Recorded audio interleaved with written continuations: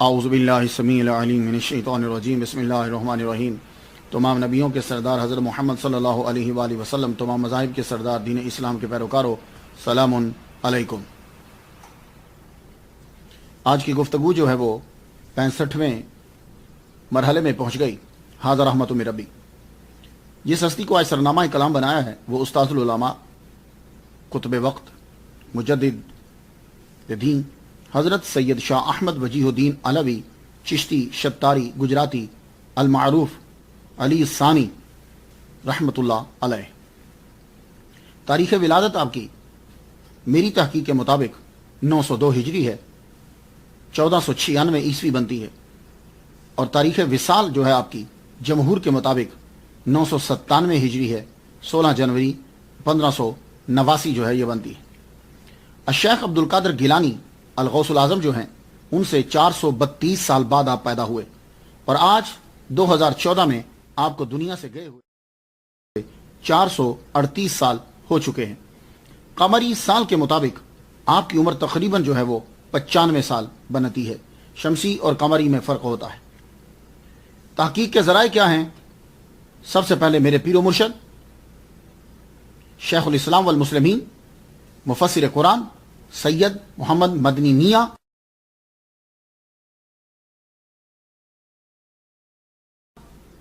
مدہ ذلہ العالی، اخبار الاخیار شاہ عبد الحق محدث دہلوی، اور منتخب التواریخ ملا عبد القادر بدایونی کی، اور صاحبزادہ شاہ من اللہ علوی مدہ ذلہ العالی۔ یہ ذرائع ہیں، باقی حاضہ رحمت من ربی، اللہ کا فضل شامل حال۔ تو معمول کے مطابق جب ہم گفتگو شروع کریں گے تو سب سے پہلے جو ہمارا طریقہ کار ہے کہ ہم نام کے اسما جو ہیں وہ جو لفظ شامل ہوتے ہیں اس پہ گفتگو کرتے ہیں۔ سب سے پہلے میں یہ بتاتا جاؤں، آپ کا اصل نام تو احمد ہے، لیکن وجیہ الدین کے نام سے آپ مشہور ہو گئے۔ یہ جو وجیہ الدین ہے اس کا معنی کیا ہے؟ اور ایک بات یاد رکھیے گا سامعین، بزرگوں کے جو نام ہیں یہ نام بھی الہامی ہوتے ہیں۔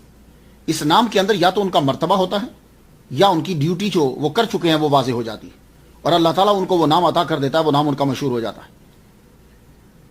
میں اس کی مثال دے دوں، نظام الدین اولیاء، نظام الدین والملت والاولیاء، یہ نام یوں ہے اصل میں، کیونکہ صرف تنہا اولیاء جو ہے وہ کچھ معنی نہیں دیتا۔ نظام الدین والملت والاولیاء یا نظام الدین و محبوب الاولیاء۔ آپ کا نام جو ہے، جو نظام الدین مشہور ہوا، یہ آپ کی تنظیم پر دلالت کرتا ہے۔ آپ کا نام کیوں؟ 500 علماء کرام کو آپ بھیجا کرتے تھے تبلیغ کے لیے، اور آپ نے ایسا نظام اور ایسا سسٹم بنایا تھا، سبحان اللہ۔ اگر آپ سٹڈی کریں تو ایسا سسٹم میں چاہتا ہوں کہ اگر آج خانقاہوں میں ہو جائے تو خدا کی قسم پھر سے خانقاہوں کا جو ہے وہ قبضہ ہو جائے۔ تو ایسے ہی جیسے باہو نام ہے، تو نام جب ولیوں کا رکھا جاتا ہے، معین الدین یہ جو نام مشہور ہوا ہے، آپ دیکھ لیجئے کہ آپ کے کام کی نشاندہی کرتا ہے۔ واقعی آپ نے دین کی مدد کی، اتنی مدد کی آپ کی کہ دیکھ لیجئے ہندوستان کے اندر۔ عبد القادر گیلانی رحمۃ اللہ کا نام مشہور ہوا محی الدین، وہ نام کے اندر جو ہے وہ آپ کی خدمت اور آپ کی جو آپ نے کام کیا دین کے لیے۔ تو نام جو پڑتا ہے ولیوں کا، اس نام کے اندر بھی ان کا مرتبہ واضح یا ان کی جو ہے وہ خدمت جو ہے وہ واضح ہوتی ہے۔ یہ نام بھی بڑے الہامی ہوتے ہیں۔ وجیہ عربی زبان کا لفظ ہے۔ الوجیہ کا معنی ہوتا ہے قوم کا سردار۔ الوجیہ کا معنی، یہ جو الوجیہ ہے یہ وجہن اصلاً واو جیم ہا، یہ اس کا مادہ ہے۔ الوجیہ کا معنی آبرو والا، مرتبے والا، اور اس کی جمع ہوتی ہے وجہا۔ اور وجیہ کا ایک اور معنی بھی ہوتا ہے، وہ بچہ جو پاؤں کے بل پیدا ہو اسے بھی وجیہ کہتے ہیں۔ اور وجیہ کا معنی دو رخی چادر بھی ہوتا ہے۔ قرآن مجید کے اندر لفظ وجیہ 2 مرتبہ آیا ہے۔ ایک مرتبہ اللہ تعالیٰ نے موسیٰ علیہ السلام کے بارے میں یہ کہا۔ موسیٰ علیہ السلام کے متعلق اللہ تعالیٰ نے سورہ احزاب کی آیت نمبر 69 کے اندر یہ کہا، وَكَانَ عِنْدَ اللَّهِ وَجِيهًا۔ موسیٰ علیہ السلام جو ہیں وہ اللہ کی نظر میں بڑی منزلت والے تھے۔ تو ایک مرتبہ لفظ وجیہ اللہ نے موسیٰ علیہ السلام کو کہا، اور دوسری مرتبہ اللہ تعالیٰ نے جو وجیہ کہا ہے وہ حضرت عیسیٰ علیہ السلام کے لیے استعمال کیا گیا۔ سورہ آل عمران آیت نمبر 40 کے اندر جب فرشتے نے حضرت مریم علیہ السلام سے یہ کہا کہ میں بشارت دیتا ہوں تمہیں بیٹے کی، ایک لڑکے کی، نام اس کا کیا؟ وہ کلمۃ اللہ ہے، نام اس کا مسیح ابن عیسیٰ ابن مریم ہے. اور اگلا جو لفظ استعمال کیا وجیہن فی الدنیا والآخرہ، وہ جو بچہ ملے گا تمہیں وہ وجیح ہوگا، دنیا اور آخرت میں بڑی قدر و منزلت والا ہوگا. تو دیکھیے اب یہ لفظ وجیح سمجھ رہے ہیں آپ؟ تو نام جب سمجھ میں آتا ہے تو بندے کا مرتبہ بھی سمجھ میں آتا ہے، اور خاص طور پر اولیاء کرام کا. عام آدمی کی بات نہیں کر رہا، عام آدمی تو اپنے نام کی خیال ہی نہیں رکھتا. وجیح وجہن، وجہن وہ چیز جو نمایاں ہو. تو وجہن کا لفظ وضع کیا گیا تھا کہ وہ اس چیز کے لیے جو چیز نمایاں ہو. بعد میں یہ استعمال ہونے لگ گیا فیس کے لیے، چہرے کے لیے. کیوں؟ اس لیے کہ انسان کی باڈی کے اندر یہ نمایاں ہوتی ہے. جب ہم کسی سے گفتگو کرتے ہیں یا ملتے ہیں تو سب سے پہلے چہرے پہ نظر پڑتی ہے. اگر وہ انسان ہے تو وہ چہرے کو دیکھے گا. گفتگو ہوتی ہے تو چہرے کی طرف نگاہ پڑتی ہے. تو وجہن وہ چیز جو نمایاں، اس کے لیے چہرے کے لیے استعمال ہونے لگ گیا. پھر وجیح، اور واقعی شاہ وجیہ الدین علوی رحمۃ اللہ علیہ یہ واقعی وجیہ الدین ہے، اس لیے کہ آپ اس قوم کے سردار ہیں جو دین کی خدمت کرنے والی ہے. وجیہ الدین کا معنی سمجھ رہے ہیں کہ وجیہ الدین وہ ہستی جو دین کی خدمت کرنے والی قوم کی سردار ہے. اور یہ واقعی آپ کا نام زبردست ہوا. تو ایک رسالہ ہے گجراتی زبان میں چھپا ہے، اس کے اندر آپ کا نام جو ہے وہ اصل نام آپ کا احمد تحریر کیا گیا. تو یہ لفظ اکثر لوگ احمد کہتے ہیں، یہ احمد نہیں ہوتا، یہ احمد ہوتا ہے. یہ محمد مصطفیٰ صلی اللہ علیہ وآلہ وسلم کا آسمانی نام ہے، احمد. اللہ اکبر جل شانہ. ہم اولیاء کرام کے بارے میں جب پڑھتے ہیں کتابوں کے اندر، کتب میں جب ہم پڑھتے ہیں تو دو چیزیں بعض اوقات جو ہے نا وہ میچ کر جاتی ہیں، ایک کرامات اور ایک ان کے نام. یہ بعض اوقات ایسا ہوتا ہے کہ نام ایک ہی ہوتا ہے. جیسے میں نے پچھلی گفتگو میں عرض کیا، جو شاہ وجیہ الدین رحمۃ اللہ علیہ کے پیر و مرشد ہیں، شاہ محمد غوث گوالیاری، یہ شاہ محمد غوث نام کے کتنے ہی بزرگ ہیں. تو وہ پھر یہ ہوتا ہے کہ میں نے یہ سوچا کہ کچھ جو مشہور ہیں میں تھوڑا سا بیان کر دوں تاکہ واضح ہو جائے. تو وجیہ الدین کے نام کے اولیاء کرام جو ہیں وہ دو اور مشہور ہیں. اب فرق کیا ہے؟ ایک ہیں وجیہ الدین، ان کے نام کے ساتھ عثمان سیاح آتا ہے، وہ دہلی کے ہیں. آپ کا پورا نام شیخ وجیہ الدین عثمان سیاح سہروردی ہے اور یہ دہلی میں ہے. میں اس لیے بیان کر رہا ہوں کہ تاکہ جب میں گفتگو کروں تو آپ جو وہاں دہلی میں رہنے والے ہیں وہ ان کو نہ سمجھ لیں. تو یہ جو تھے وجیہ الدین عثمان، یہ شیخ رکن الدین رحمۃ اللہ علیہ کے مرید تھے. ملتان جا کر ان سے فیض حاصل کیا، وہاں ان کے پاس رہے. پھر یہ سیاحت کو نکل گئے اور جب اب مکہ میں پہنچے تو مکہ کے اندر پرانے دور میں یہ سلسلہ تو ہوتا نہیں تھا کہ ویزا لو، پاسپورٹ لو. تو جو اولیاء کرام ہوتے تھے وہ مجاوری ضرور کرتے تھے، خانہ کعبہ کی مجاوری کرتے تھے، حضور صلی اللہ علیہ وسلم کے روضہ اطہر پر رہتے تھے، وہاں سے پھر ان کو فیض ملتا تھا، پھر وہ مختلف جگہوں پہ نکل جایا کرتے تھے. یہ طریقہ اب تو زیادہ تر رہنے نہیں دیتے. یہ مکہ کے اندر رہ رہے تھے. تو ایک دن طواف کرتے ہوئے حضرت خضر علیہ السلام، یہ جن کو ہم کو خضر کہتے ہیں نا، خضر یہ زبان سے نکل جاتا ہے لیکن ایک دفعہ یاد رکھ کر لیجئے، میرے منہ سے بھی نکل جاتا ہے. جو اہم ہوتا ہے وہی ہم بولتے ہیں، لیکن جب دھیان دیتے ہیں تو پتہ چل جاتا ہے کہ اصل لفظ جو ہے وہ یہ خضر ہے. تو حضرت خضر علیہ السلام جو ہیں یہ طواف کے دوران یہ ان کو مل گئے. انہوں نے ان کو دیکھتے ہی اپنا امامہ جو ہے، اپنی پگڑی دستار جو ہے وہ ان کو عطا کر دی اور کہا کہ آپ جو ہیں دہلی چلے جائیے. تو آپ جب دہلی تشریف لائے تو دہلی میں اقتدار جنگ تھی، ایک دوسرے کو قتل کیا جا رہا تھا. معاملہ جب ٹھنڈا پڑا تو آپ اپنے تصوف کی چادر کو اوڑھ کے پڑے رہے. صوفیوں کو کیا کام سیاست سے، صوفیوں کو کیا کام اس سے وہ. لیکن اس کا مطلب یہ نہیں ہوتا کہ صوفی سیاست کی دشمنی کرتے ہیں، نہ، وہ اقتدار کو خود حاصل نہیں کرتے، لیکن اقتدار اچھے لوگوں کو پہنچ جائے یہ وہ کوشش کرتے ہیں. پھر سن لیجئے میرا جملہ، اولیاء کرام خود اقتدار حاصل نہیں کرتے، اقتدار کسی اچھے آدمی کے ہاتھ میں پہنچ جائے وہ اس میں کوشاں رہتے ہیں. اب معین الدین اجمیری رحمۃ اللہ علیہ نے خود اقتدار نہیں لیا، لیکن اقتدار ایک اچھے بندے کو ملے، اس کی خام میں جا کر پہنچے، کہنے لگے آ جا کر حملہ کر اور اقتدار تجھے ملے گا. شاہ محمد غوث گوالیاری رحمۃ اللہ علیہ نے خود اقتدار نہیں لیا، لیکن اقتدار ایک اچھے بندے کو مل جائے اس پہ کوشاں رہے. تو ہمایوں کو کہا کہ تم آؤ اور آ کر حملہ کرو. اب یہ چیز ساری ختم ہو چکی ہے. تو اولیاء کرام خود اقتدار میں نہیں جاتے، یہ بات یاد رکھیے. وہ لوگوں کے اندر ایسی صلاحیت پیدا کرتے ہیں کہ وہ لوگ پھر ایسے آدمی کو چنتے ہیں کہ جو ایک اچھا اور قابل آدمی ہوتا ہے. آپ شیخ وجیہ الدین عثمان سیاح جو ہیں آئے، اپنے تصوف کی چادر اوڑے پڑے رہے. سلطان غیاث الدین تغلق کی حکومت آ گئی، تخت پر وہ بیٹھ گیا. تخت پر جب براجمان ہوا تو یہ تغلق جو ہے یہ صوفیہ کا شروع میں دشمن ہو گیا تھا. کیوں ہوا دشمن؟ اس پہ کبھی آپ نے غور کیا؟ یہ دشمن کیوں ہوا؟ وجہ یہ تھی کہ اس کے سامنے وہ صوفیہ پہنچے کہ جو صرف تصوف کا لبادہ اڑے ہوئے تھے لیکن تھے وہ جھوٹے. تو آپ جب کسی ایسے گروپ سے ملتے ہیں کہ جو دھوکے باز ہو تو پھر آپ اس گروپ کے اصلی آدمیوں کو بھی اسی نظر سے دیکھتے ہیں. تو سلطان غیاث الدین تغلق کا واسطہ پڑا. اس نے اعلان کر دیا کہ قوالی سننے، جو قوالی سنے قید کر دو، جو قوالی گائے زبان کاٹ دو. کیوں؟ اس لیے کہ خسرو خان نے پیسے جب بانٹے تو ان صوفیاء نے بھی ان سے پیسے لیے. تو سلطان غیاث الدین تغلق نے نام لکھ لیے ان لوگوں کے جو پیسوں کے پجاری ہیں، ان کے نام لکھ لیے، کس نے کتنے پیسے لیے، کس نے کتنے پیسے لیے. تو شیخ وجیہ الدین عثمان سیاح سہروردی رحمۃ اللہ علیہ یہ اپنا مراقبے میں استغراق میں رہتے. ایک مرتبہ کیا ہوا کہ قوال حسن قوال تشریف لائے، میر حسن قوال تشریف لائے، بڑے مشہور قوال تھے. تو آپ نے کمرہ بند کر دیا. کمرہ بند کر کے کہنے لگے، حسن کوئی کلام سنا. تو کلام کان میں سنا کہ گورنمنٹ کی طرف تو پابندی ہے، طرف سے پابندی ہے، سنا کان میں سنا دے. انہوں نے شعر پڑھا، زاہد از دین برآمد و ملا سما، کافر محمدی شد و صوفی چنا کے حسب. یار کیا کتنے عرصے کی رکی ہوئی تھی کیفیت. تو بس وجد آ گیا، دروازہ کھول دیا. فرمایا لگا اونچا پڑا. جب اور اونچا پڑا بس گلی میں نکل گئے. گلی میں نکلے تو فرمایا لگے بلند پڑھتے جاؤ.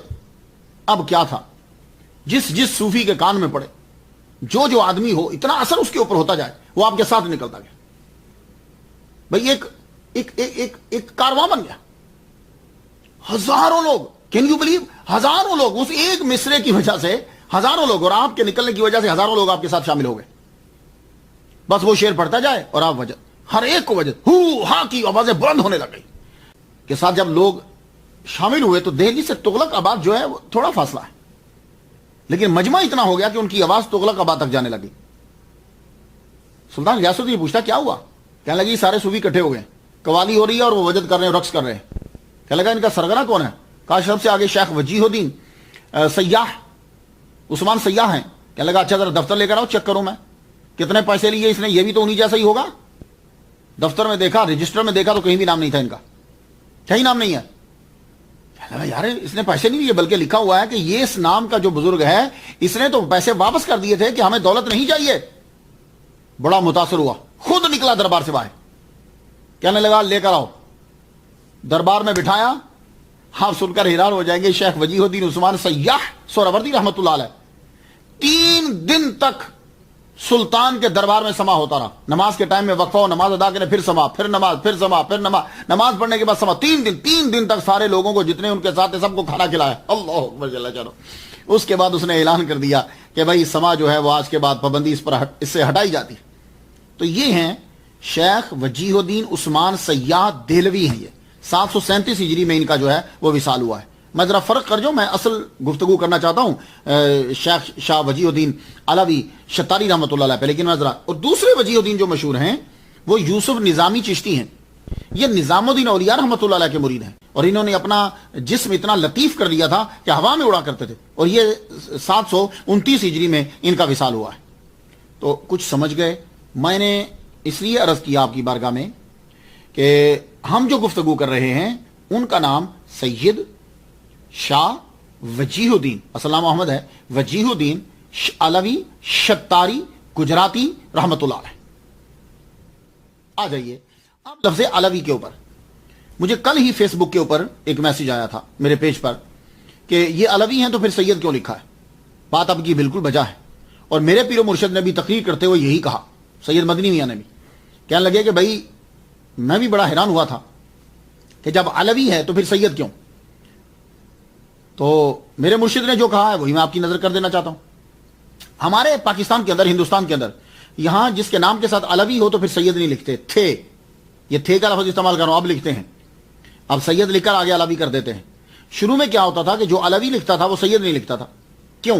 ہمارے عجم کے اندر، ہمارے عجم کے اندر جس نام کے ساتھ علوی لگتا ہے اس کے بارے میں یہ کانسیپٹ ہے کتابوں کے اندر، کتب کے اندر، کہ وہ مولا علی کا بچہ تو ہے، لیکن مولا علی کا وہ بچہ یا تو حضرت عباس کی اولاد میں سے کسی جگہ سے آیا یا وہ محمد بن حنفیہ کی اولاد میں سے کسی جگہ سے آ گیا، تو اسے ہم علوی کہہ دیتے ہیں کہ باپ مولا علی ہے لیکن ماں جو ہے وہ فاطمہ الزہرا رضی اللہ تعالی عنہا نہیں ہے.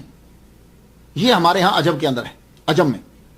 لیکن میں بھی پڑھ کر بڑا حیران ہوا کہ سید وجیہ الدین، سید احمد وجیہ الدین علوی حسینی شتاری رحمۃ اللہ علیہ. تو بھائی سید صاحب کیوں لگتا ہے؟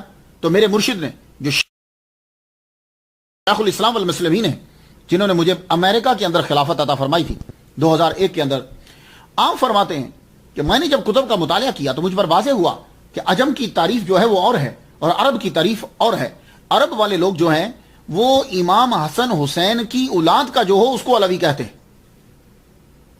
ٹھیک ہے، جنہوں نے مجھے فیس بک پہ کوشچن کیا یہ جواب سن لیجئے کہ یعنی عرب کے اندر جو امام حسن و حسین کی اولاد میں سے ہو کسی ایک اسے کو علوی کہتے ہیں.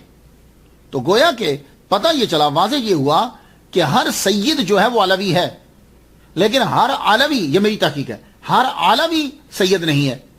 کیا مطلب؟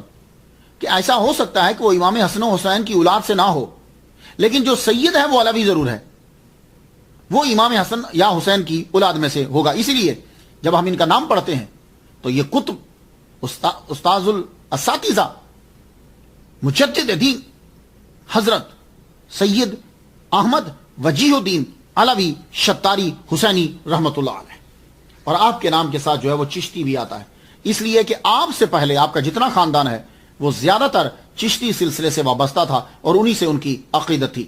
آپ ہیں کہ آپ کی عقیدت بھی جو ہے وہ پہلے ابو اسحاق مغربی سے تھی، لیکن بعد میں آپ نے جو طریقت کے منازل جو ہیں وہ طے کی ہیں وہ شاہ محمد غوث گوالیاری شتاری رحمت اللہ علیہ کے ذریعے سے طے کی، اس لیے آپ کے نام کے ساتھ شتاری لگنے لگے. اب آ جائیے شتاری کیا ہے. تو شتاری سلسلہ نیا سلسلہ نہیں مگر نام جو ہے وہ نیا ہے. اس سلسلہ کے بانی آپ جانتے ہیں کون ہے؟ حضرت با یزید بستامی رحمت اللہ علیہ اس کے بانی. اسی سلسلے کو ایران کے اندر جب آپ جائیں گے تو عشقیہ کہتے ہیں، اور اسی سلسلے کو روم میں جب آپ جائیں گے تو بستامیہ کہتے ہیں، اور اسی سلسلے کو جب آپ ہندوستان میں جائیں گے تو اس کو شتاریہ کہتے ہیں.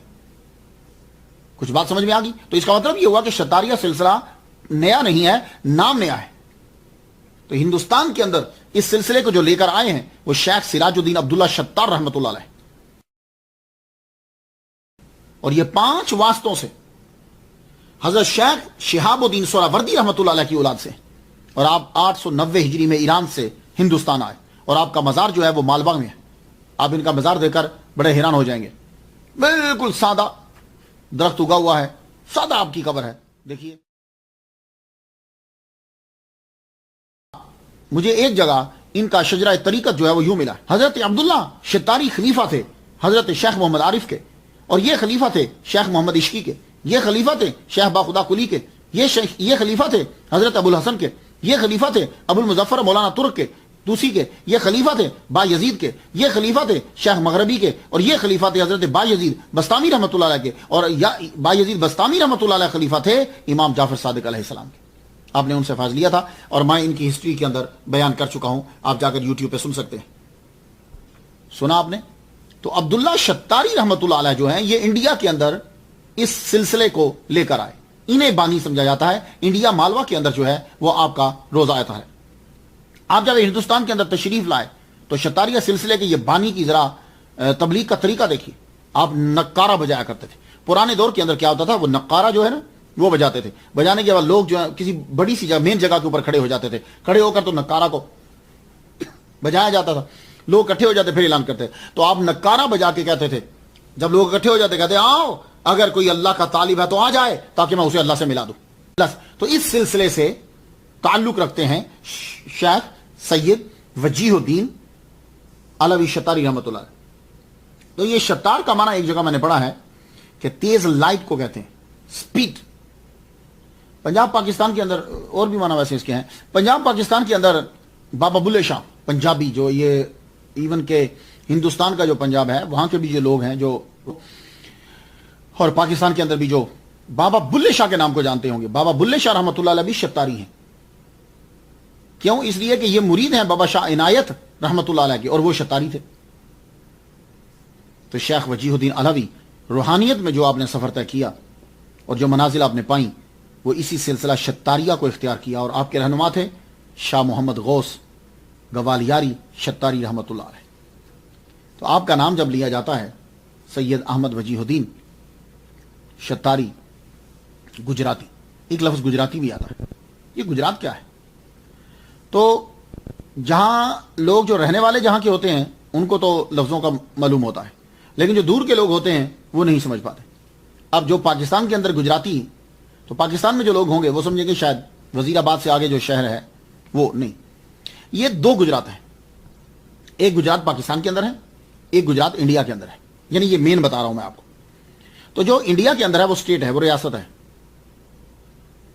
تو ملک انڈیا کی اسٹیٹ گجرات تقریباً 60 ملین لوگ ہیں، آبادی ہے اس کی، اور اس ریاست کا ذکر جو ہے وہ 2000 سال قبل یونانی کتب کے اندر بھی پایا جاتا ہے۔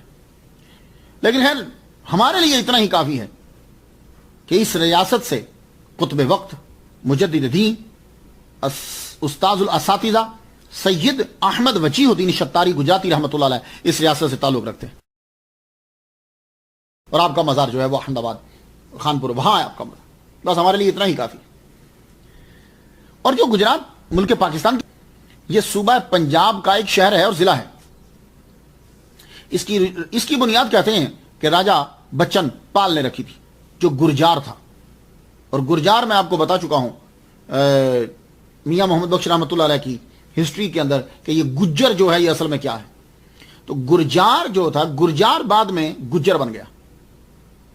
تو ایک ریزن گجرات کے نام کی یہ بتائی جاتی ہے کہ یہاں زیادہ تر آبادی ان لوگوں کی ہی ہے کہ جو گرجار تھے، اور گرجار وہ قوم ہوتی ہے کہ جو گائیں بکریاں یہ چیزیں پالتے، تو وہ گرجار مرور زمانہ گجر بن گیا۔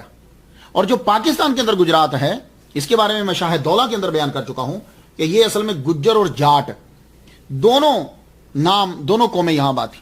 دونوں قوموں نے پیسہ دے کر شہر کی ترقی کے لیے کام کیا، ڈونیشن دیا، تو گجر اور جاٹ ان دونوں کے نام پر گجر جاٹ ہو گیا۔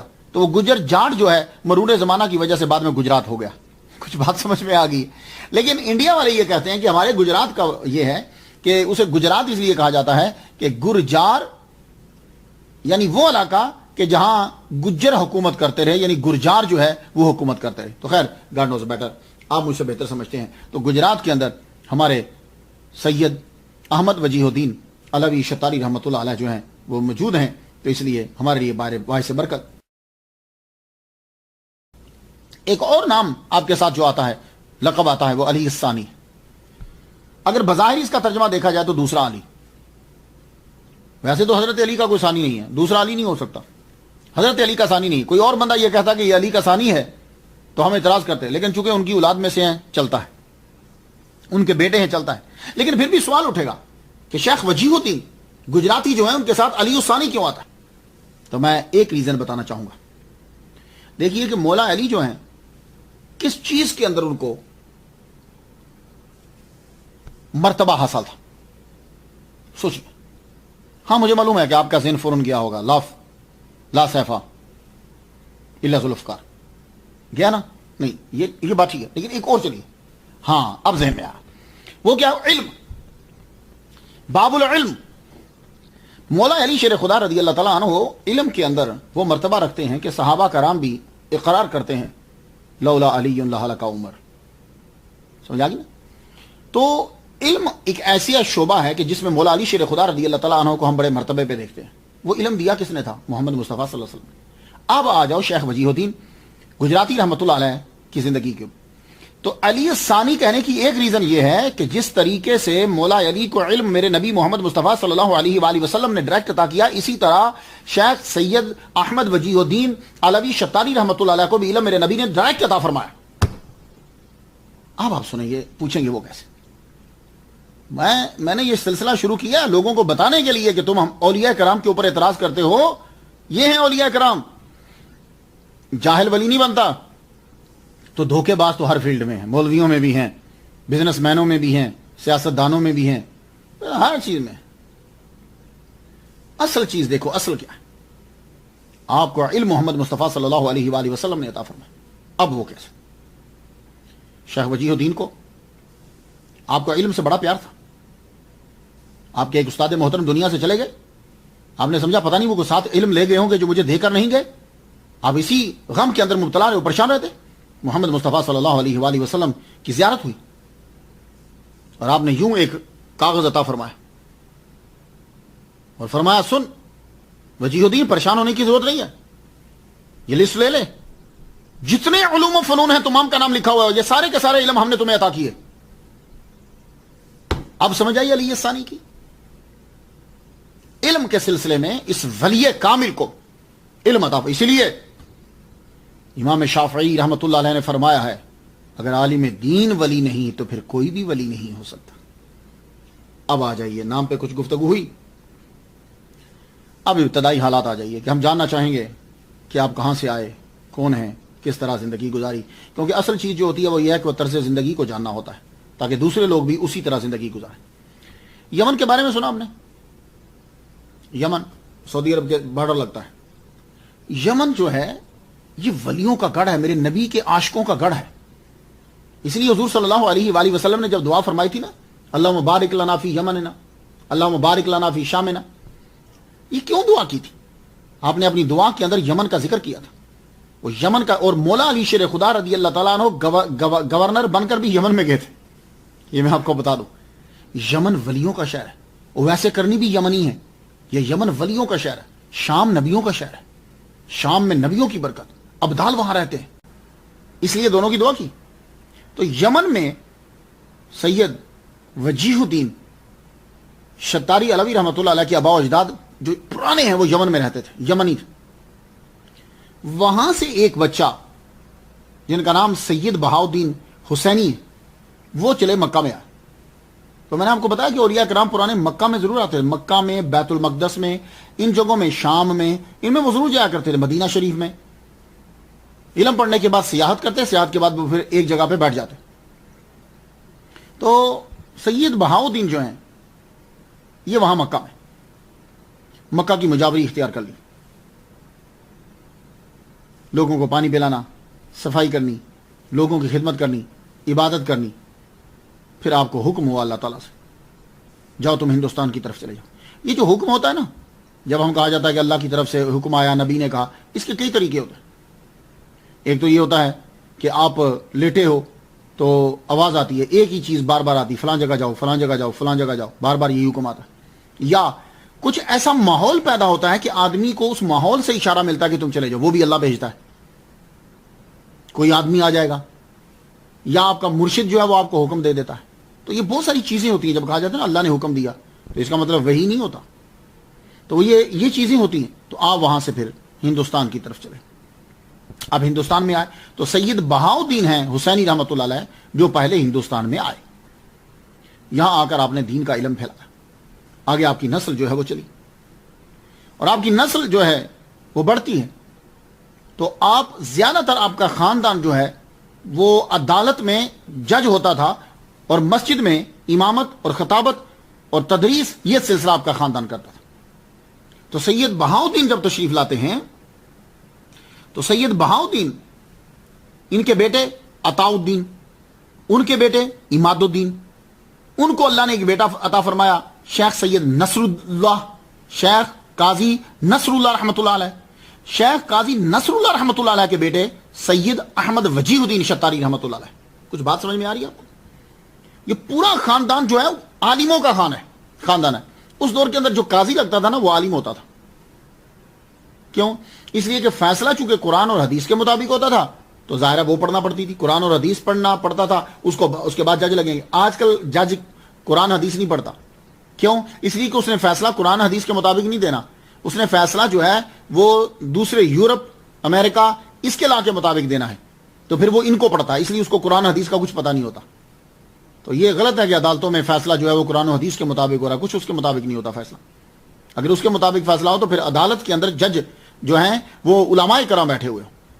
تو یہ عالم دین ان کے والد گرامی قاضی نصر اللہ علوی رحمۃ اللہ علیہ قاضی تھے, عالم دین, جید عالم دین. کیونکہ اس دور میں قاضی اس طرح نہیں ہوتا تھا جیسے آج کل امام لگا دیا جاتا ہے، قاضی کو بڑا کچھ پڑھنا پڑتا تھا.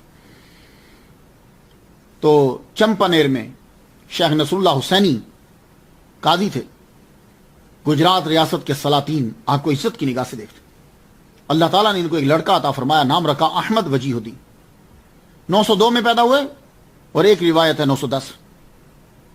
چمپانیر میں پیدا ہوئے، پھر آپ موو ہو گئے احمد آباد میں.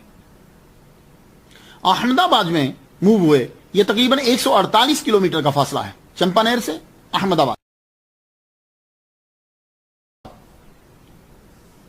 آپ کی پرورش ہونے لگی. وہ لوگ ماں باپ بھی بڑے عظیم ہوتے تھے، ان کے شب و روز کے اندر بچے کے لیے تربیت ہوتی تھی. لیکن شیخ وجیہ الدین رحمت اللہ علیہ جب پیدا ہوئے، یہ تکوینی ولی ہے. آپ نے ایک دن ماں کا دودھ نہیں پیا. ماں کو پتا ہوتا ہے کہ یہ بچے کے دودھ پینے کا ٹائم کیا ہے. آپ نے دودھ نہیں پیا. دوسرے دن آپ نے پھر دودھ نہیں پیا.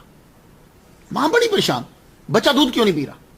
اسی وقت تیسرے ٹائم جب آپ نے کچھ اپنی کیفیت پہ غور کیا کہ اس وقت میری کنڈیشن کیا ہے، تو آپ بے وضو تھی. تیسرے دن آپ نے وضو کر لیا. وضو جب کیا تو بچہ دودھ پینے لگ گیا. آپ وہ ماں بھی ولیہ ہوتی تھی، کچھ ذہن میں آیا. آپ نے پھر تجربہ کرنے کے لیے ایسا کرا کہ جب بچے کے دودھ پینے کا وقت آیا، آپ نے وضو نہیں کیا، بچے نے پھر دودھ نہیں پیا. تو آپ سمجھ گئیں کہ یہ بیماری کا مسئلہ نہیں ہے، اصل میں یہ میرا بیٹا یہ کہہ رہا ہے کہ ماں میں جب آپ کا وضو نہیں ہوگا میں دودھ ہی نہیں پیوں گا. تو ماں بے وضو ہوتی تھی. بے وضو یہ تو ہم نارمل حالت ہے لوگوں کی. تو پھر جتنا 2 سال آپ نے اپنی ماں کا دودھ پیا، تو والدہ ماجدہ ویسے تو خود ولیہ کاملہ ہیں، وہ احتیاطاً پھر وضو فرماتی. پہلے وضو فرماتی تب جا کے شیخ وجیہ الدین علوی رحمت اللہ علیہ کو دودھ پلاتی. یار کیا برابری کرو گے تم علماء کرام کی، ان علماء کرام اور اولیاء کرام کی، کہ جن کی ماں نے 2 سال تک بے وضو دودھ نہیں پلایا، وہ باقی حالت میں بے وضو کھانا کیا ایسا پکاتی ہوں گی؟ نہیں، وضو رہتی تھی. اب آپ کی تعلیم جو ہے وہ شروع ہو گئی. پہلی تعلیم آپ کے والد گرامی شیخ قاضی نصر اللہ علوی رحمۃ اللہ علیہ فرما رہے ہیں، آپ کی والدہ فرما رہی ہیں. لیکن جب آپ کی عمر 5 سال ہوتی ہے تو اب باپ جو ہے باپ سے بیٹے کم پڑھتے ہیں. 5 سال کی عمر 907 میں قرآن مجید پڑھنے کے لیے داخل کر دیا. آپ نے قرآن مجید کو حفظ کیا. قرآن مجید حفظ کرنے کے بعد اس دور میں تو گھر کی زبان ہی فارسی ہوتی تھی، اور چونکہ آپ قاضی کے بیٹے ہیں عربی زبان بھی آپ کو آ رہی ہے. لیکن اب آپ علوم و فنون پڑھنا چاہتے ہیں تو آپ کے چاچا علامہ شمس الدین رحمۃ اللہ علیہ زبردست عالم معقول و منقول، اور آپ کے ماموں زبردست عالم. اس سے اندازہ لگاؤ کہ یہ گھرانہ کتنا بڑا گھرانہ تھا اس دور کا. آج کے 438 سال گزرنے کے بعد ہم ان کا نام لے رہے ہیں، تو خود سوچو کہ اس دور کے اندر یہ خاندان کتنا عظیم خاندان ہوگا. آج بھی ماشاءاللہ اس خاندان کے ثبوت جو ہیں پوری دنیا کے اندر. تو اپنے چچا سے اور اپنے ماموں سے علوم و فنون سیکھ لیے. اس کے بعد علامہ محمد بن محمد رحمۃ اللہ علیہ سے علم حدیث سیکھا، اور ہوش سنبھالتے ہی شریعت کے اوپر پکا علم، جو پڑھتے اس کے اوپر عمل کرتے. سنتے جائیے یہ باتیں، جو پڑھتے اس کے اوپر عمل کرتے. حلال و حرام کی گفتگو بچپن میں پڑھ لی. اس گفتگو کے اوپر جب آئے تو پتہ نہیں کیا ایک دن ذہن میں آیا، گھر کا کھانا چھوڑ دیا. شیخ وجیہ الدین علوی رحمۃ اللہ علیہ نے گھر کا کھانا چھوڑ دیا. 1 ماہ گزر گیا، 2 ماہ گزر گئے. روزہ رکھ رہے ہیں، اور جب کبھی بڑی شدید بھوک لگتی تو جنگل میں جاتے، پتے کھا لیتے یا کوئی وہاں کا پھل کھا لیتے. اب سارا دن جو بچہ پڑھتا رہے، رات کو عبادت کرے، کھانا وہ کھائے نہ ٹھیک طریقے سے پراپر کھائے نہ، کمزور تو ہوگا. آپ کے والد گرامی شیخ نصر اللہ رحمۃ اللہ علیہ نے توجہ دی.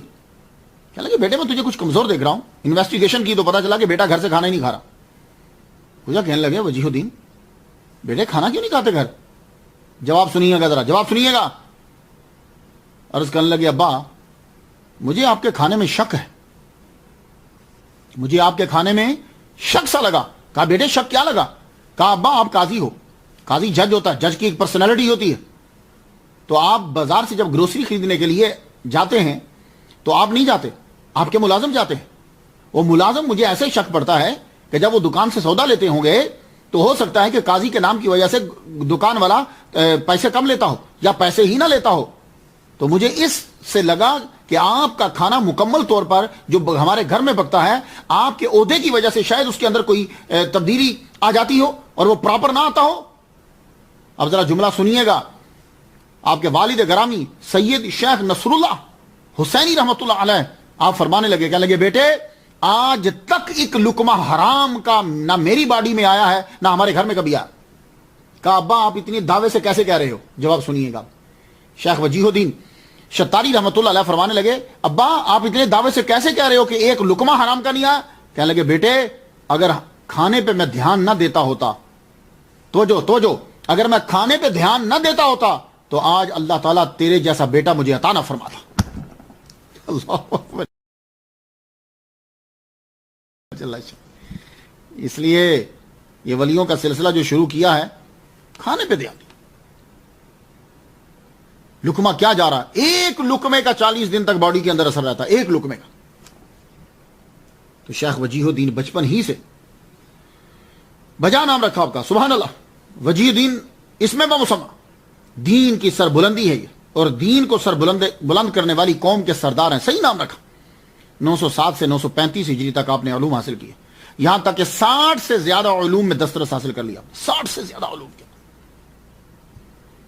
علامہ امام الدین محمد تارمی رحمۃ اللہ علیہ, ان سے پہلے آپ نے اعلیٰ علوم حاصل کر چکے تھے. آپ ان سے پھر پڑھنے لگے, پڑھتے رہے بہت بڑے علامہ گزرے ہیں, پڑھتے رہے لیکن دوران تعلیم ہی ان کا وصال ہو گیا. وصال جب ہوا تو آپ کمرے میں بند کر لیا خود کو. نماز کے لیے نکلتے, نماز پڑھتے, سوچتے رہتے پتہ نہیں کوئی علم باقی رہ گیا, شاید میں سارا ان سے پڑھ نہیں پایا, پتہ نہیں کون کون سے علوم رہ گئے جو میں نہیں پڑھ پایا. اتنا علم سے پیار. جب کئی دن گزر گئے تو محمد مصطفیٰ صلی اللہ علیہ وآلہ وسلم کا دیدار ہوا. حضور تشریف لائے اور آپ نے ایک کاغذ شیخ وجیہ الدین کو دیا اور فرمانے لگے اس کے اندر تمام علوم کے نام درج ہیں, باقی جو بچا تھا ہم نے تمہیں سکھا دیا. تو شیخ وجیہ الدین شتاری رحمۃ اللہ فرماتے ہیں اس کے بعد پھر مجھے کوئی فکر نہ ہوئی. کوئی بھی علم میرے سامنے آتا تھا, علم کی کوئی شک میرے سامنے آتی تھی, میں تھوڑی سی توجہ کرتا تھا, وہ سارا علم میرے اوپر واضح ہو جاتا تھا. اللہ اکبر جل شان. میرے پیر و مرشد جن سے مجھے خلافت ہے سید مدنی میاں شیخ الاسلام والمسلمین مفسر قرآن, آپ فرماتے ہیں کہ آپ نے ظاہری طور پر 24 سال علوم حاصل کیے. ان سالوں کی طرف آپ کا نام وجیح اشارہ فرماتا ہے. وجیح کے عدد بنتے ہیں 24 اور آپ نے 24 سال علم حاصل کیا. تو 24 سال کے اندر آپ نے 60 سے زیادہ علوم جو ہے وہ حاصل کر لیے. تو جب آدمی پڑھ لیتا ہے تو پڑھنے کے بعد ضروری ہے کہ وہ اپنے علم کو آگے پھیلائے. اگر وہ اپنے علم کو آگے پھیلائے گا نہیں تو دو چیزوں سے محروم رہ جائے گا. ایک علم کی ترقی سے محروم رہ جائے گا اور ایک ثواب سے محروم رہ جائے گا. علم آگے پھیلانا چاہیے. اب آپ نے علم پھیلانے کے لیے مدرسہ عالیہ علویہ کی بنیاد رکھی. اس کے لیے آپ نے چندہ اکٹھا نہیں کیا.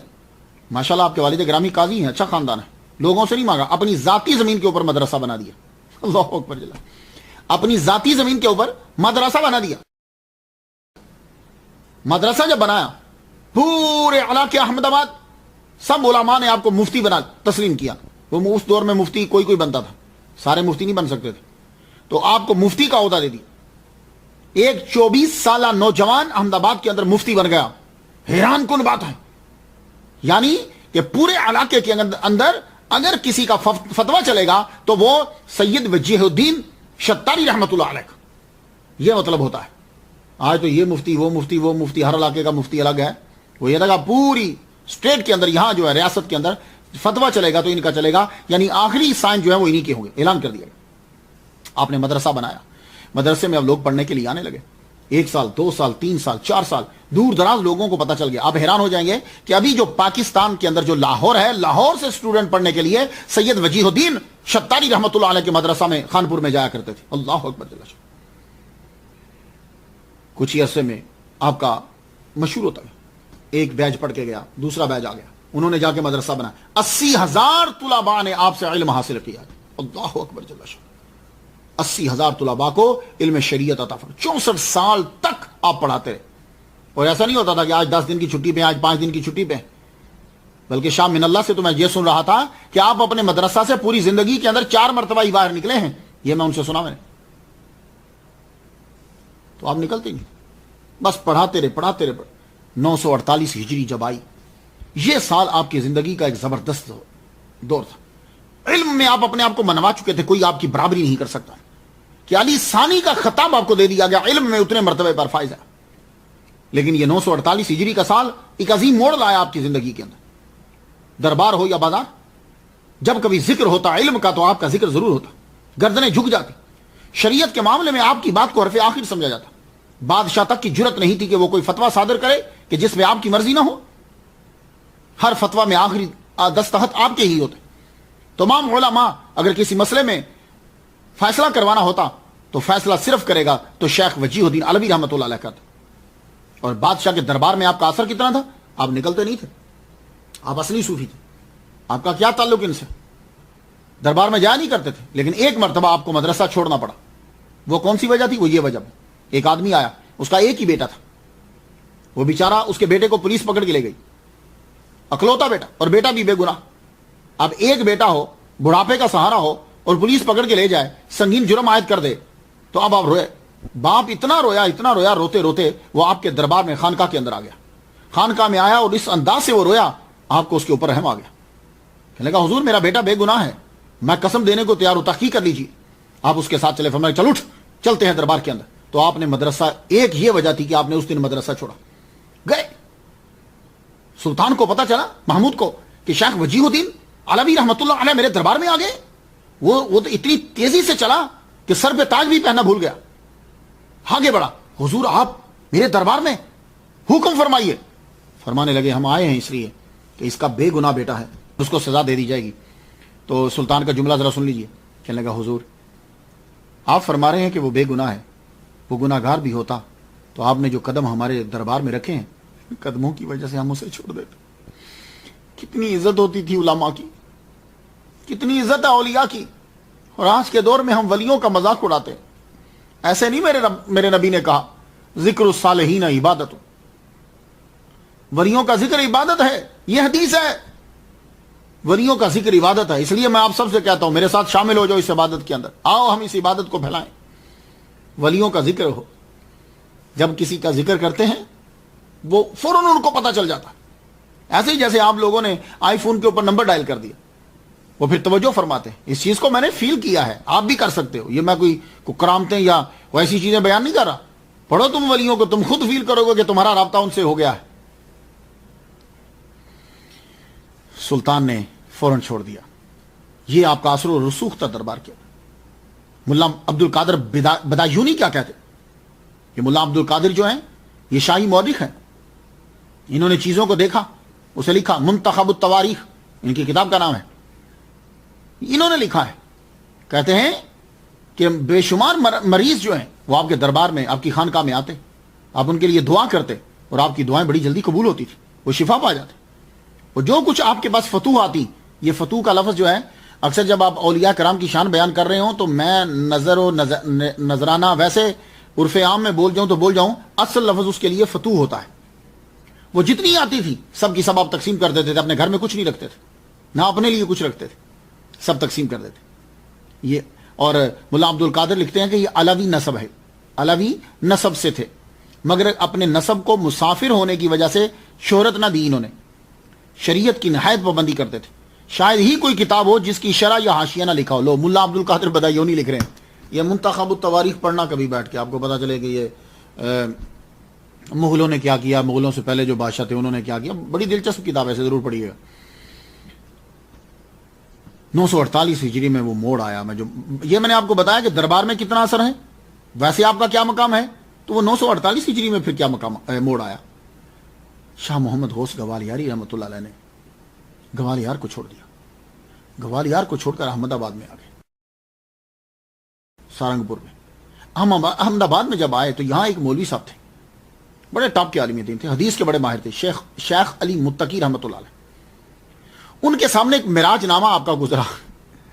وہ معراج نامہ جب آپ نے پڑھا تو جو شریعت کا عالم ہوتا ہے نا، وہ پھر ایسی باتیں جب ہو رہی ہیں تو سیکھ پا ہو جاتا ہے. یہ اس کا منصب ہے، اسے ہونا چاہیے، یہ اس کا منصب ہے.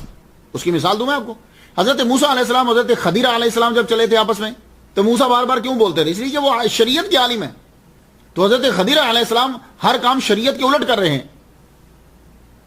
کشتی کے پھٹے کو اکھیڑ دینا شریعت کے الٹ ہے نا، کہ کسی کی چیز کو نقصان دینا شریعت کے الٹ ہے.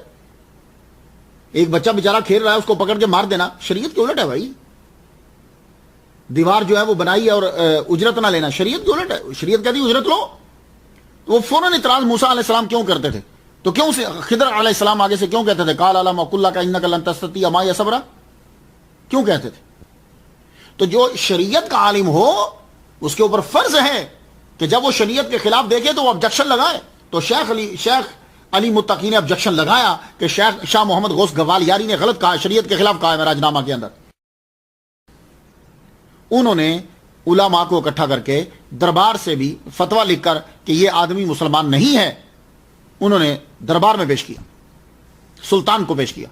सुल्तान से कहा कि इस बंदे के कत्ल का ऑर्डर जारी करिए। सुल्तान ने कहा भाई मैं तो नहीं कर सकता जब तक शेख वजीहुद्दीन इसके ऊपर साइन नहीं करेंगे, मैं कोई सजा का ऑर्डर जारी नहीं करता। अब यह फतवा जो है वो आपके पास पहुंचा।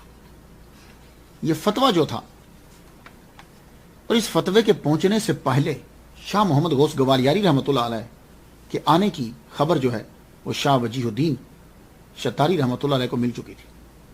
आपने अपना मदरसा छोड़ा और आप उनको मिलने के लिए गए, ये दूसरी बार है। आपने अपने मदरसे को छोड़ा, छोड़ के आप उनके कमरे में गए। कमरे में जब पहुंचे, अंदर शाह मोहम्मद गौस गवालियारी हैं और शेख वजीहुद्दीन अलवी रहमतुल्लाह अलैह, बस दो ही हैं। पूरी रात गुजर गई।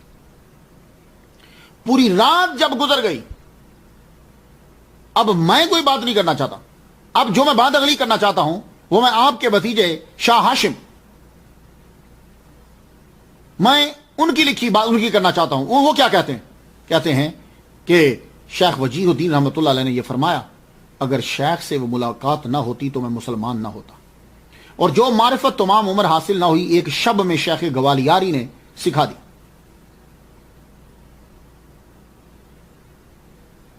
अब आप चूंकि पहले मिल चुके थे, तो जो ही शेख अली मुत्तकी का फतवा लिखा हुआ आया आपके पास कि साइन कर दीजिए, आपने फतवे को लेकर फाड़ दिया।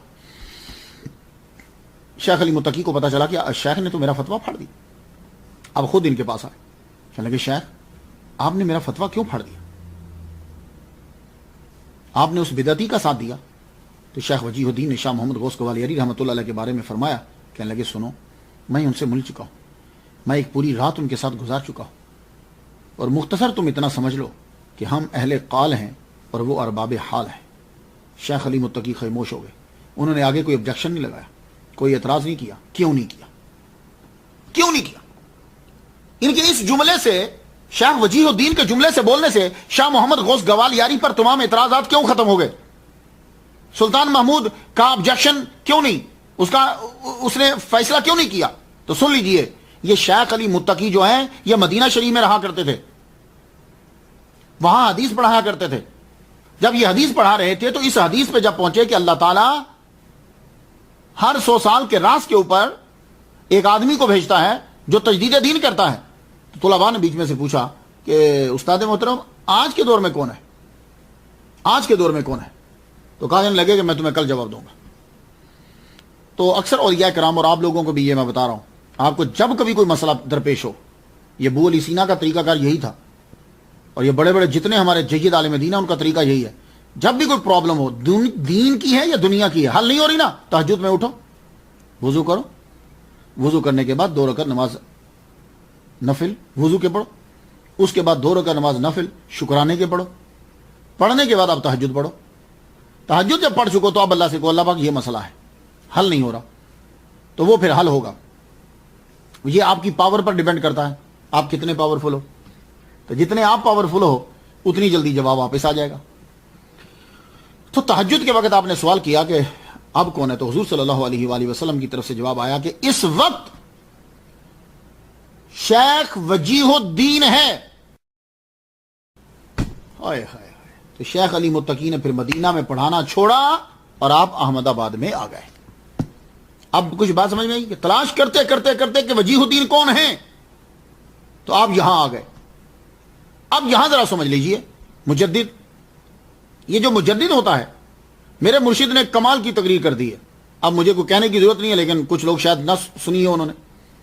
मुजद्दिद जो होता है, जब जवाल होता है तो जिस सुनन पर तो जो दीजिए, जिस सुन्नत पर یا اسلام کے جس چیز کے اوپر زوال آ جائے، زوال سے مراد اس چیز کا زوال نہیں ہے، لوگوں کی ذہنیت سے جب وہ اتر جاتی ہے، لوگوں کے معاشرے میں جب اتر جاتی ہے، تو اس چیز کو پھر سے ان کے دماغ کے اندر اس کی اہمیت کو اجاگر کرنے کے لیے، اور اس معاشرے کے اندر وہ سنت ہو یا اسلام کا کوئی عمل ہو، اس کو پھر اجاگر کرنے کے لیے اللہ تعالیٰ ایک آدمی کو بھیج دیتا ہے۔ اب جو مجدد ہوتے ہیں، وہ مجدد کبھی ایک چیز کو اجاگر کرے گا، کوئی مجدد ہوگا جو 2 چیزوں کو اجاگر کرے گا، کوئی ہوگا جو 3 چیزوں کو اجاگر کرے گا، یہ بات یاد رکھیے گا۔ اور کچھ ایسے ہیں کہ جو پورے کے پورے دین کو جو ہے وہ دوبارہ سے زندہ کر دیتے ہیں، اور ان کا نام محی الدین عبد القادر گیلانی الحسنی والحسینی رحمۃ اللہ علیہ ہوتا ہے۔ تو مجدد جو ہوتا ہے، یہ جب بھی کوئی چیز، اس کے لیے کوئی ضروری نہیں کہ 100 سال پورے ہی ہوں گے، نہیں، جب بھی کوئی چیز نیچے ہو رہی ہوگی تو اس چیز کو پھر سے اجاگر کرنے کے لیے اللہ تعالیٰ کسی بندے کو بھیج دیتا ہے، تو وہ بندہ پھر۔ اب دیکھیے مجدد جو ہیں ان کی لسٹ ہر ایک کے نزدیک ڈیفرنٹ ہے۔ مجدد کی لسٹ جب آپ پڑھیں گے تو ایک اب اورنگزیب عالمگیر کا نام بھی آئے گا، مغل بادشاہ جو تھا نا، اس کا نام بھی مجدد میں آتا ہے۔ اب مجھے بتاؤ اس مجدد نے کتنی کتابیں لکھی ہیں، کتنی تفسیریں لکھی ہیں؟ کوئی نہیں، نہ تفسیر لکھی نہ کتابیں لکھی، تو مجدد کاہے کے ہوئے؟ 500 علماء کو اکٹھا کر کے 500 علماء کو اکٹھا کر کے فتاوی عالمگیری لکھوایا۔ ایک کام یہ کیا۔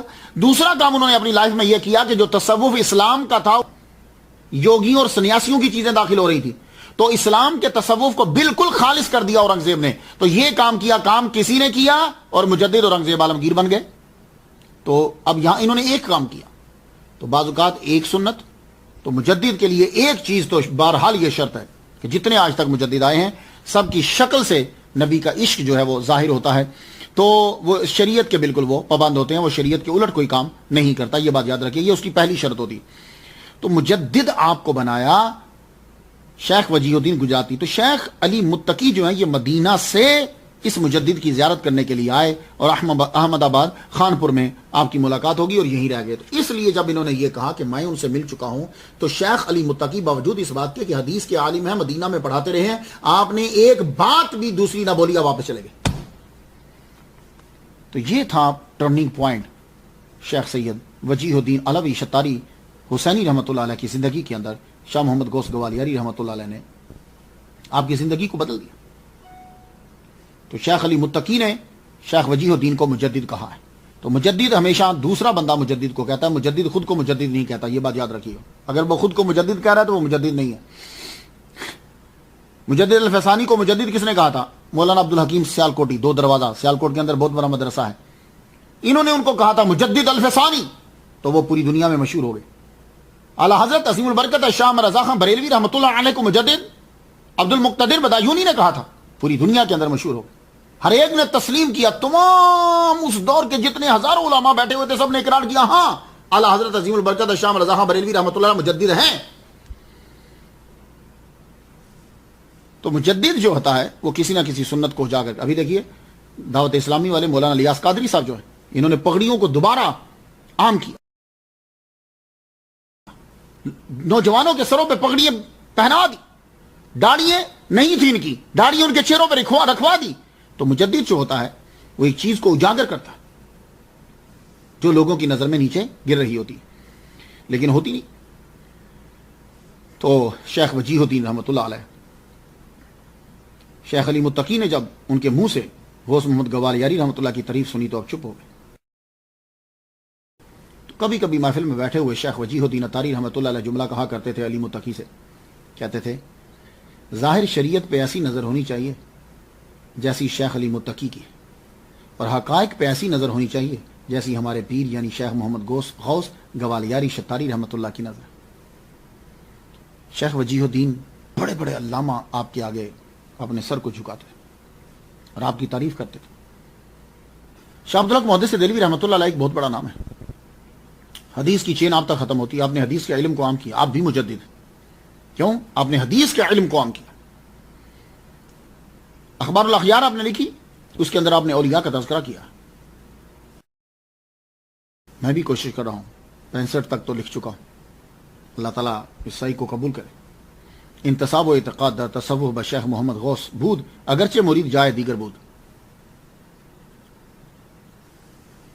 آپ کی اعتقاد اور انتصاب جو ہے تصوف میں شیخ محمد غوث گوالیاری سے ہے، یہ لکھ رہے ہیں شاہ عبدالحق محدث دہلوی رحمہ اللہ۔ اور اس اعتقاد اور انتصاب پہ ان کو ناز تھا.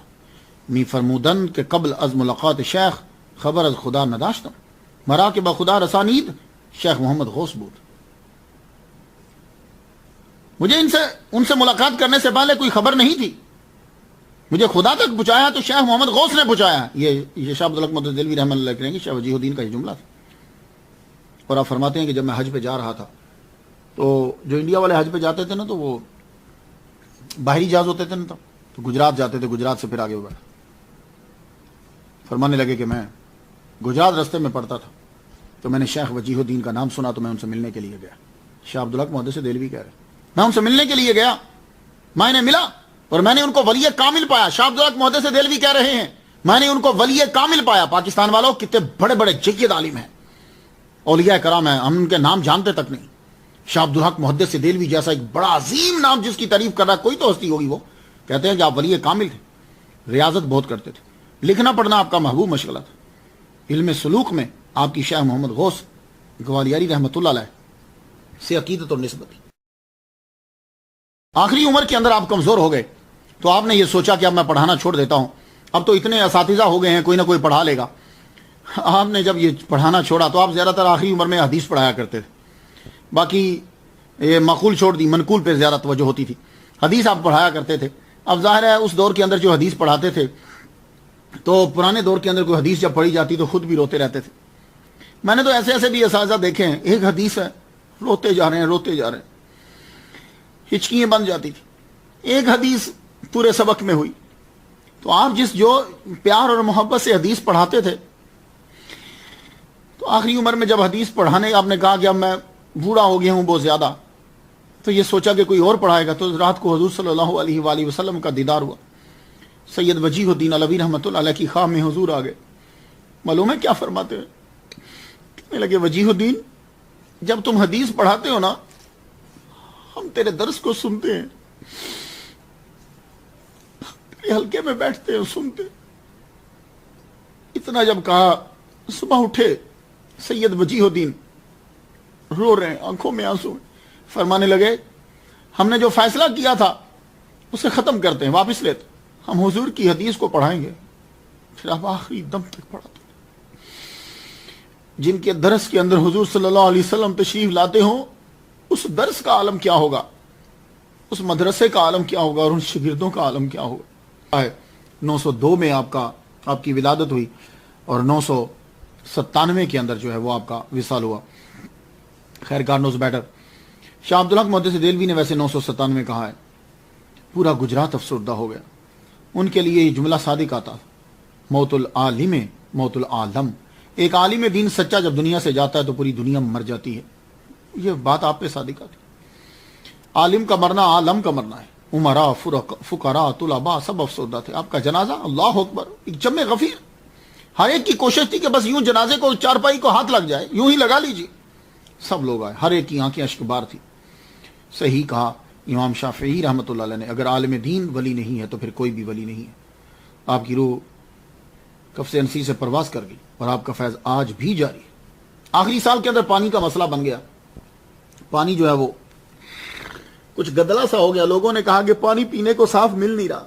اس وقت کیا وجد کا عالم تھا. آپ نے یوں زور سے اپنی وہ جو پرانے زمانے میں جو چھڑی ہوتی تھی نا اس کے آگے لوہے کا لگا ہوتا تھا، زور سے یوں مارا تو زمین میں سے پانی نکلنے لگا. فرمان لگے یہ پیو. اس کا ذائقہ بالکل زمزم جیسا، اور وہ کنواں 2 فٹ ہے. 2 فٹ دیکھیے.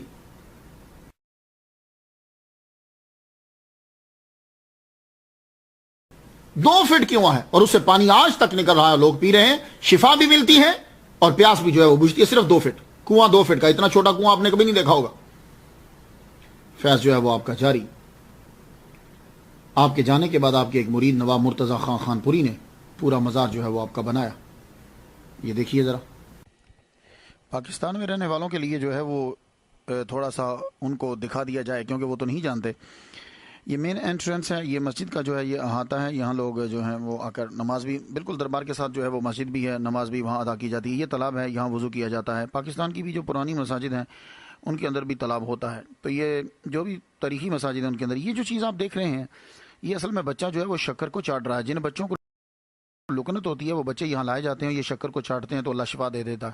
یہ ان کے رشتہ داروں کی جو ہے وہ قبریں بھی دربار کے اندر ہیں, لائن سے جو ہے وہ لگائے گی. یہ ہے اصل سید شاہ وجیہ الدین گجراتی رحمۃ اللہ علیہ کی قبر مبارک.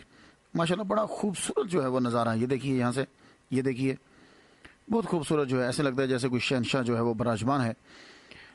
آپ کے عرس کی تقریب جو ہوتی ہے اس وقت اگر آپ جائیں تو آپ کو بڑی رونق نظر آئے گی. اور یہاں کا میں نے یہ دیکھا ہے کہ کوئی ہو یا نہ ہو, صفائی کا خاص انتظام ہوتا ہے یہاں. یہ دیکھیے, یہ ہے بہت پرانی جو ہے اسے بنایا گیا. یہ یہاں یہ ان کا روزہ ہے, یہ آپ دیکھ رہے ہیں, یہ دروازہ ہے, یہ سیدھا ان کی قبر مبارک پہ جاتا ہے. اور یہ جو گنبد بڑا نظر آ جائے, جو چھوٹے چھوٹے ہیں, یہ جو بڑا نظر آ رہا ہے یہ ان کی قبر انور کے اوپر ہے. یہ آپ جو دیکھ رہے ہیں یہ عرس کی تقریب ہے, اور اس کے اندر سید احمد بابا سجادہ نشین جو ہیں وہ بھی موجود ہیں. یہ صندل لگایا جا رہا ہے, آپ دیکھ رہے ہیں یہ صندل لگایا جا رہا ہے. تو جو ہے پلاسٹر کی تھیلیوں کے اندر بازار سے جو ہے وہ ملتا ہے, لیکن دربار کے لیے جو ہے وہ خاص طور پر خالص جو ہے وہ منگوایا جاتا ہے. اور اس کے جو ہے وہ دو طریقے ہیں قبر کے اوپر صندل لگانے کے. ایک طریقہ انڈیا کے اندر یہ رائج ہے کہ بڑے بڑے جو گڑوے ہوتے ہیں نا, ان کے اندر جو ہے وہ پانی اور صندل کو آپس میں ملا کر اوپر سے قبر کے اوپر جو ہے وہ ڈال دیا جاتا ہے. ایک یہ طریقہ ہے جو ابھی آپ دیکھ رہے ہیں سید شاہ وجیہ الدین گجراتی رحمۃ اللہ علیہ کی قبر انور پر, کہ صندل کو نکال کر وہ پاؤڈر جو ہے وہ برادہ جو ہے وہ صندل کا اس کے اوپر جو ہے وہ ملا جا رہا ہے. صندل جو ہے اس کی خوشبو جو ہے وہ دیر پا رہتی ہے. ایک طریقہ یہ ہوتا ہے عرس کے اوپر کہ صندل کو پانی میں ڈال کے اوپر رکھا جاتا ہے, بعد میں صاف کر دیا جاتا ہے. اور ایک یہ طریقہ ہے جو سید شاہ وجیہ الدین رحمۃ اللہ علیہ کی قبر کے اوپر صندل کو لگایا جا رہا ہے اور رکھا جا رہا ہے اوپر ہی وہیں اس کے ساتھ ہی. اور اس کے بعد یہ دیکھ رہے ہیں آپ کہ انہوں نے شیشیاں پکڑی ہوئی ہیں, یہ سید احمد بابا کے ساتھ یہ بھی لوگ ہیں, اور وہ سائڈ والے بھی. یہ سب جو ہیں عطر جو ہے وہ عطر جنت الفردوس ہے اور قسم کی کافی ساری ہوتی ہیں, وہ عطر جو ہے اس کے اوپر لگا دیا جاتا ہے. پھر اس کے اوپر یہ پھولوں کی اسپیشل جو ہے وہ چادر عرس کی تقریب کے اوپر منگوائی جاتی ہے, اور یہ چادر قبر مبارک کے اوپر جو ہے وہ پھیلا دی جاتی ہے. حضور صلی اللہ علیہ وآلہ وسلم کی جو حدیث مبارکہ ہے کہ آپ نے ہری شاخیں جو ہیں وہ قبر کے اوپر لگائی تھیں کہ ان کی تسبیح سے جو ہے وہ سکون ملے گا. تو اسی سنت کو جو ہے وہ زندہ کیا جاتا ہے کہ جو بھی ہری چیز ہوتی ہے وہ اللہ تعالیٰ کی تسبیح بیان کرتی ہے. اس لیے پھول جو ہیں وہ قبر کے اوپر رکھ دیے جاتے ہیں کہ یہ جب تک تازہ رہیں گے یہ تسبیح بیان کرتے رہیں گے اور اللہ تعالیٰ جو ہے وہ رحمت نازل فرمائے گا. لیکن لوگ کہتے ہیں کہ یار اللہ تعالیٰ کی رحمت کی ضرورت اور تسبیح کی ضرورت تو گناہ گار کو ہوتی ہے, تو اولیاء کرام کے اوپر جو ہے وہ اتنے اتنے پھول کیوں ڈال دیتے ہو؟ تو اللہ کے بندو, نبی کا کوئی گناہ تھا لیکن نبی پھر بھی نماز پڑھتے تھے, حضور پاک حج کرتے تھے, حضور پاک اللہ کی راہ میں دیتے تھے, حضور پاک قرآن پڑھتے تھے. تو یہ بات ہوتی ہے کہ ایک تو نیکی کا فائدہ یہ ہوتا ہے کہ گناہ گار کے گناہ معاف ہوتے ہیں, اور دوسرا یہ فائدہ ہوتا ہے کہ جس کے آگے ہی جو آگے نیک ہے اس کے درجے بلند ہوتے ہیں. تو کس کو نہیں چاہیے کہ اللہ کا قرب مور قرب اور قرب ملے؟ تو یہ پھولوں کو اس لیے جو ہے وہ قبر پہ رکھا جاتا ہے. یہ دیکھ لیں سید شاہ وجیہ الدین گجراتی رحمۃ اللہ علیہ کی قبر پر ایک جو ہے وہ چادر ڈالی گئی پھولوں کی, اب اس کے بعد یہ اوپر ایک اور ڈالی گئی. تو اسی طریقے سے چادریں جو ہیں وہ مرید اور خود ماشاءاللہ ان کے سجادہ نشین جو ہیں اور خاندان والے وہ خود ماشاءاللہ بڑے امیر ہیں. تو یہ چادریں جو ہے نا گلاب کے پھول کی بھی چادر جو ہے وہ لائی جاتی ہے. یہ دیکھیے یہ گلاب کے پھول کی چادر جو ہے وہ اب لائی جا رہی ہے. تو یہ سید احمد بابا صاحب ہیں سجادہ نشین, اور اس کی تقریب میں خاص طور پر جو ہے یہ سارا خاندان یہاں جمع ہو جاتا ہے.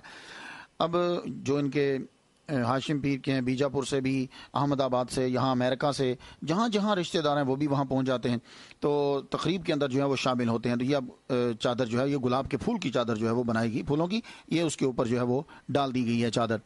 تو وہ نیچے سے جو صندل ہے اس کی خوشبو, گلاب کی پھولوں کی خوشبو, عطر کی خوشبو, ماشاءاللہ ایک عجیب سا منظر ہوتا ہے, اور تادیر بہت عرصے تک جو ہے یہ خوشبو آتی رہتی ہے. اور ابھی یہ آپ دیکھیں گے, یہ دیکھیے یہ ایک اور چادر جو ہے وہ دربار پہ ڈالی گئی. یہ آپ کو ایک رنگین ٹوپی نظر آ رہی ہے, یہ بہت بڑے اسی خاندان کے ہیں سید تنویر شاہ صاحب حسینی مدثر اللہ, بڑے زبردست اسپیکر ہیں احمد آباد کے اندر اور دوسرے بیجاپور میں اور بعض جگہ میں. ماشاءاللہ ان کا اپنا مدرسہ بھی ہے, اور یہ اس خاندان کے چشم و چراغ ہیں. ابھی یہ دیکھیے ماشاءاللہ بڑا نورانی چہرہ ہے ان کا, زبردست جو ہے. یہ میں تو 7 دن سے فاتحہ پڑھا ہوں, آپ بھی ان کے لیے فاتحہ پڑھ دیجئے, اللہ تعالیٰ رحمت نازل فرمائے. کہتے ہیں کہ سید وجیہ الدین جب ان کا واسطہ دیا جاتا ہے اللہ سے تو اللہ تعالیٰ دعا قبول فرماتا ہے. میں سید وجیہ الدین شتاری علوی حسینی رحمۃ اللہ علیہ کے صدقے سے اللہ سے دعا کرتا ہوں, اللہ تعالیٰ سب کی مشکلیں آسان فرمائے, اور میں جو دعا مانگ رہا ہوں اللہ تعالیٰ وہ قبول کرے. وآخر دعوانا الحمدللہ رب العالمین.